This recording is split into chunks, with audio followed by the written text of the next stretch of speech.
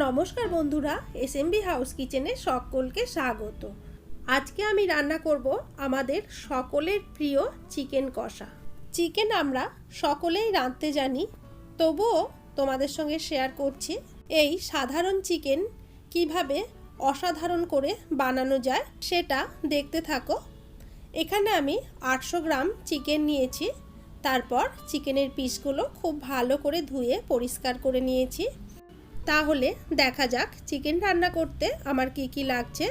এখানে প্রায় 200 গ্রাম মতো পেঁয়াজকে কুচি করে নিয়েছি, আর লাগছে কিছু রসুন। তবে এই রান্নাটি করতে মশলার পরিমাণ একটু বেশি দিতে হবে, তাহলেই দারুণ টেস্ট হবে এই চিকেনের রেসিপি। নিয়েছি একটা গোটা টমেটোকে কুচি করে, আর ফোড়নের জন্য রেখেছি তেজপাতা, 2টো শুকনো লঙ্কা আর চিনি। তাহলে এবার মশলাগুলোকে আমি পেস্ট করে নেব।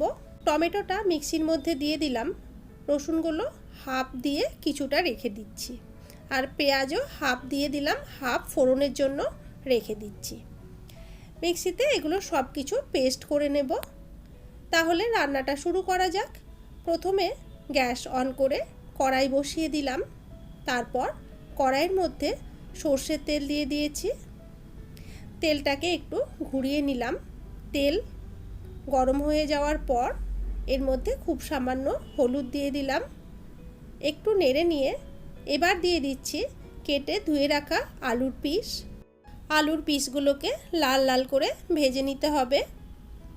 আলুগুলো নাড়াচাড়া করে ভেজে নেওয়া হয়ে গেছে, এবার তুলে রাখছি। এর মধ্যে আর একটু সর্ষের তেল দিয়ে দিলাম। তেল গরম হয়ে যাওয়ায় ফোড়ন দিয়ে দিলাম চিনি। চিনিটাকে একটু নেড়ে নিয়ে দিয়ে দিলাম একটা তেজপাতা, 2টো শুকনো লঙ্কা। একটু নেড়ে নেওয়ার পর দিয়ে দিচ্ছি থেতো করে নেওয়া রসুন। রসুনগুলোকে একটু ব্রাউন কালার করে ভেজে নিতে হবে। রসুন ভাজা হয়ে গেছে, এখন দিয়ে দিলাম কুচি করে রাখা পেঁয়াজ। পেঁয়াজ কুচিগুলো ব্রাউন কালার করে ভেজে নেব। এবার দিয়ে দিচ্ছি 1.5 টেবিল স্পুন আদা বাটা, আর দিয়ে দেব 1 টিস্পুন হলুদ গুঁড়ো, 1 টিস্পুন জিরে গুঁড়ো, আর 2 টিস্পুন লঙ্কার গুঁড়ো। তারপর সব কিছু মশলাকে একটু নেড়ে নিয়ে এর মধ্যে দিয়ে দেব আগে থেকে পেস্ট করে রাখা টমেটো, পেঁয়াজ, রসুন। তারপর ভালো করে নেড়ে চেড়ে মিশিয়ে নিয়ে মশলাটাকে কষতে থাকবো। দেখো মশলা থেকে তেল ছাড়তে শুরু করে দিয়েছে। মশলা ভালো করে কষিয়ে নেওয়ার পর এবার দিয়ে দিচ্ছি ধুয়ে রাখা মাংস। চিকেনের পিসগুলোকে মশলার মধ্যে এইভাবে দিয়ে দিতে হবে। সব কটা চিকেন দিয়ে দেওয়ার পর এবার ক্রমাগত নেড়ে চেড়ে চিকেন কষিয়ে নিতে হবে। চিকেন দেওয়ার পর ক্রমাগত নাড়াচাড়া করতে হবে, না হলে কিন্তু তলায় আটকে যেতে পারে। চিকেন কষতে কষতে এখন দিয়ে দেব আগে থেকে ভেজে রাখা আলুর পিস। আলুগুলোকে নাড়াচাড়া করে একসঙ্গে মশলার সঙ্গে মাখিয়ে নেব। এবার দিয়ে দিচ্ছি স্বাদ অনুযায়ী লবণ। লবণ খুব ভালো করে চিকেনের সঙ্গে নাড়াচাড়া করে মিশিয়ে নিতে হবে। চিকেন আর আলু একসঙ্গে কিছুক্ষণ কষিয়ে নেওয়ার পর 5 মিনিটের জন্য ঢাকা দিয়ে দেব। তবে মধ্যিখানে একবার ঢাকা খুলে নেড়ে নিতে হবে, না হলে তলায় আটকে যাওয়ার সম্ভাবনা থাকবে। ঢাকা খুলে নেওয়ার পর দেখো চিকেন থেকে কতটা জল ছেড়েছে। এবার ক্রমাগত নাড়াচাড়া করে চিকেনটাকে রান্না করে নেব আমরা। এখানে আমি মিডিয়াম টু হাই ফ্লেমে রেখে পুরো চিকেনটা রান্না করে নেব। ক্রমাগত নাড়তে নাড়তে চিকেন থেকে প্রায় জল শুকিয়ে এসেছে। দেখো বন্ধুরা, চিকেন আর মশলার ওপর থেকে বেশ ভালোভাবে তেল ভেসে গেছে। তার মানে চিকেন খুব ভালো করে কষানো হয়ে গেছে। এরকম সুন্দরভাবে তেল ভেসে উঠে গেলেই জানবে খুব ভালোভাবে চিকেন কষানো হয়ে গেছে। একটু নেড়ে নিয়ে এর মধ্যে দিয়ে দেব উষ্ণ গরম জল।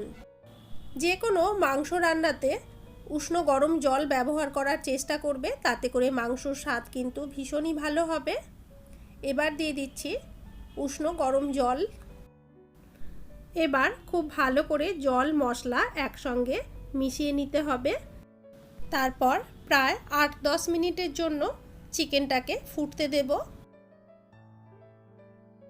দেখো চিকেন থেকে খুব ভালোভাবে তেল ভেসে উঠেছে। এবার একটু নেড়ে নিলাম আর দেখে নেব আলুগুলো কতটা সেদ্ধ হয়েছে। আলু ঠিকঠাক সেদ্ধ হয়ে গেছে। ঝোলটা আমি আরেকটু টানিয়ে নেব, কারণ আমি এটা গ্রেভি চিকেন করব। সবশেষে দিয়ে দিলাম গরম মশলা। তারপর একটু নেড়ে নিয়ে গ্যাসের ফ্লেমটাকে অফ করে দিয়ে ঢাকা দিয়ে দেব। তাহলেই আজকের মতো আমার রান্না হয়ে গেল গ্রেভি চিকেন বা চিকেন কষা। এবার একটা বাটির মধ্যে চিকেনটাকে তুলে রাখছি। দেখো কতটা মাখা মাখা হয়েছে চিকেন কষা। চিকেন আমাদের সকলেরই প্রিয়, তাই সব কিছুর সঙ্গে চিকেন খেতে বেশ ভালো লাগে।